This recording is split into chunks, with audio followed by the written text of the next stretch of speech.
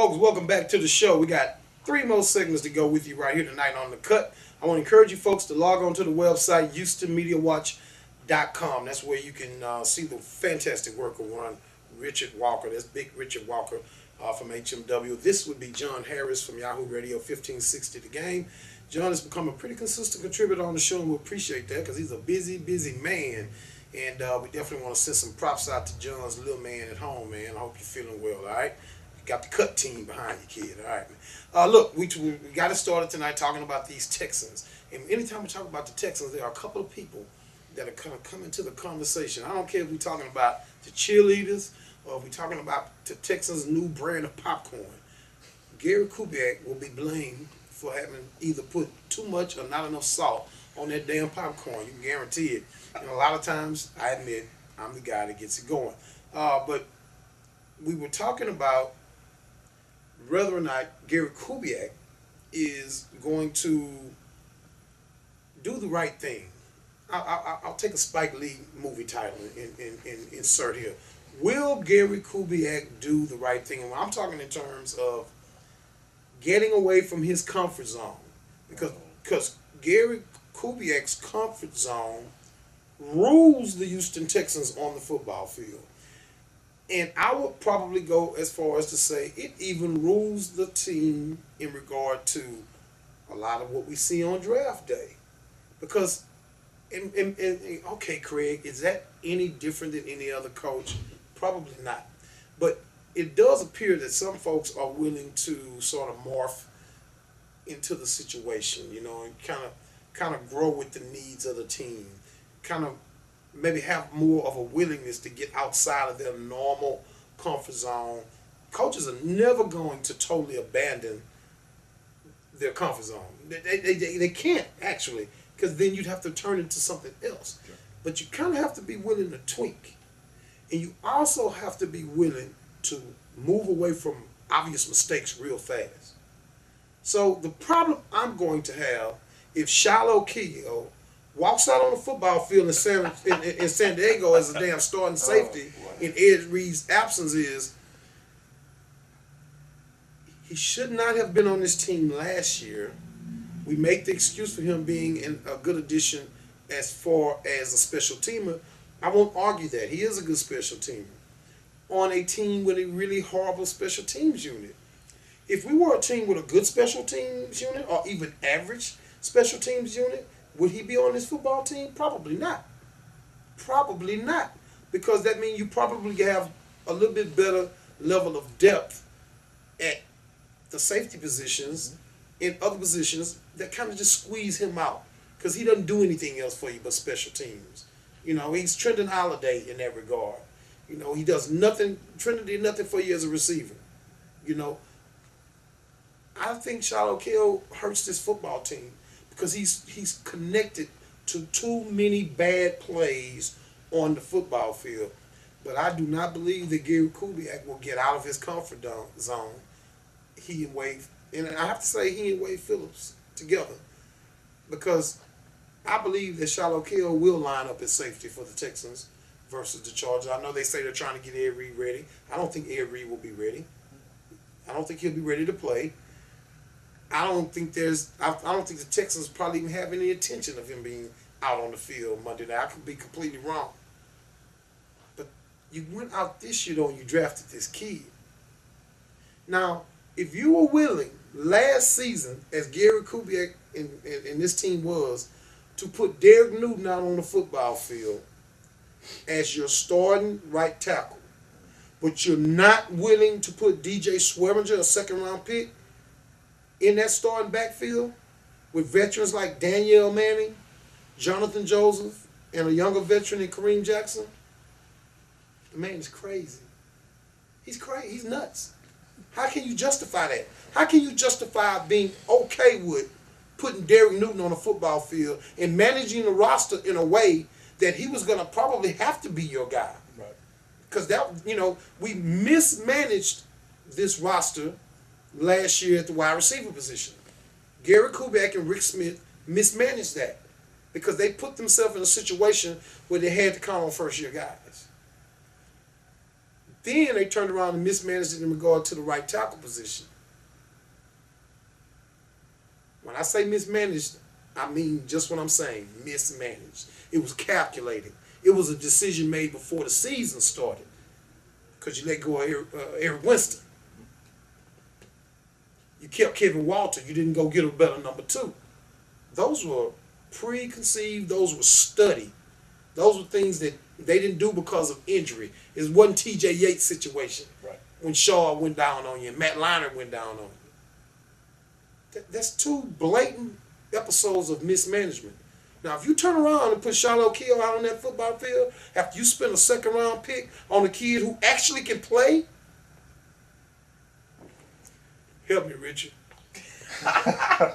Help me, Richard Walker. Help me. All I got to say is me. What we've been saying all along. Hashtag Kubiakian. And don't be surprised if come Monday night, Shiloh Keogh is on the field. Let me tell you why. Gary Kubiak is all about not being exposed for taking risks. How is starting Derek Newton and putting together a roster the way you have to count on first-year guys like DeVere Posey and Keyshawn Martin? That was taking a risk right there. You think so? Of course that was taking a risk. Well, it hurt you. It hurt you. Derek Newton hurt you at right tackle last season. I say it's not a risk because I don't think he was swinging for the fences per se. It's not like he took a wild gamble on some guy who was tremendously talented. No, it was a bad risk. Yeah, it was a bad one. He was trying to be conservative. Here's some guys that have some things that I think will work within my system. I think I can get by with these guys. But see, you can't get by when you're supposed to be competing for you in your window. He didn't have That's the point. We in the window. Exactly, but he doesn't know that. I'll give you one more. Kubiak doesn't know he's in the window. You know you may. He's got to know. He has to know. Look, I'll tell you this quick story, and this tells you, I think, a little bit about a coach's mindset. Sometimes coaches have to be forced out of a mindset. Now, last year coaching, we were playing against our biggest rival. First game at their place, and I had coached that school, so I really want to beat these guys. We'd never beaten them in school history, and we're in affirmation, and we did everything on hand signals, no huddle offense, we're moving, and it was 4th down, and I'm like, forget it, I'm going for it. Because that was part of my mindset. I was like, we're going to attack, we're going to go for it, and I call a play. And my quarterback at the line of scrimmage, sophomore kid, playing his 8th game ever, changes the play. And changes a play to a play I would never in my life have called because I hate it. Weak side toss. Wouldn't do it. Would never do it. I would never call weak side toss. I hate it. He looks at the defense and he changes the play to weak side toss. And my coach comes running down because he heard him on the field. He heard him call the audible. He ran down. He's like, he changed the weak side toss. And all I could say was, well, it better bleeping work. 25 yards later, down on the 1 yard line, it worked. And it forced me to step back and go, okay, my comfort zone was to stay away from that play. He showed me that maybe I need to change the way I thought. So there may come a point where DJ Swearinger has got to show Gary Kubiak that Gary Kubiak's wrong in putting Shiloh Keogh on the field. Now, you can go on what you've seen at South Carolina. This is now big boy football. You're with the NFL. But there's going to come a time where DJ is going to make that play and force Gary Kubiak and Wade Phillips to step back and go, okay, we got the wrong guy in the field. Sometimes things on the field just have to play out, and the coach says, okay, I was wrong. But Gary he won't admit it, but there's going to come that time, and maybe it happens in the first drive. You know what? Maybe Shiloh Keogh trips on his foot, and he goes out, and he's got a little bit of a toe problem in the very first series of the game, and DJ goes in there and picks off the first pass he sees, and all of a sudden it's like, hey, Shiloh, you stay over here. We might go with him for a little while. So what is it we're really saying here? Are we, by having this discussion, what are we really saying? Are we saying that Wade Phillips is delusional enough to think at this point that Shiloh Keogh is a number 2, because in this theoretically he's really a number 2 guy, which means he replaces the number 1 guy if he goes down. So are we saying that Wade Phillips views Shiloh Keogh as a more viable option than a second-round rookie draft pick who can play a little, Are we saying the head coach of this football team has such a heavy hand, he's not going to allow his defensive coordinator to make the right decision? Now, here's the thing. That they know down deep. They know that DJ Swearinger is the better player. They know it. They know it. They have to. At that point, they're aligned in what? Kubiak and Phillips are aligned in what then? What thought process? Well, to be honest with you, I think I don't know that Gary would say the way. If I'm a defensive coordinator, somebody says, "Hey, he needs to play in front of you." I mean, you got to do what the coach says. But at that point, the question becomes, I would think that a decision for DJ Swearinger to be more part of the defense in front of KO, that pressure may come from above. I would think. I think they're all waiting, and all coaches know this. All coaches know that guy's better than him, but he's got to prove it. He has to prove it, and he hasn't thus far. We know he's a better athlete. We know he's a better player. We saw him in South Carolina. We scouted this guy. We know it. But he's got to prove that he's the better player. And for a guy like this is where the Kubiakian part comes in.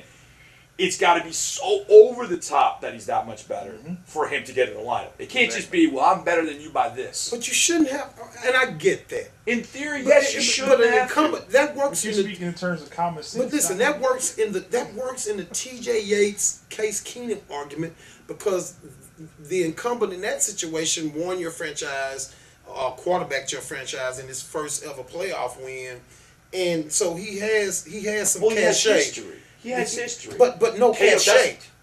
Yeah, exactly. That's my point. Nothing. Yeah, that's my point. KO has some history, but he has no good football play cachet. Right. He's got nothing. In this situation, to me, it makes no. I can't find a single reason for Shiloh KO to walk out on the football field as a starting safety against the San Diego Chargers. Call me an idiot. Jerome Solomon does it all the time. Hey, we're gonna run to a break, and when we get back, we'll talk more Texans. We'll touch on some NBA and we'll touch on some college football, because you cannot have a talk show and have this guy on the set and not talk college football. It's the Cut. We'll be right back.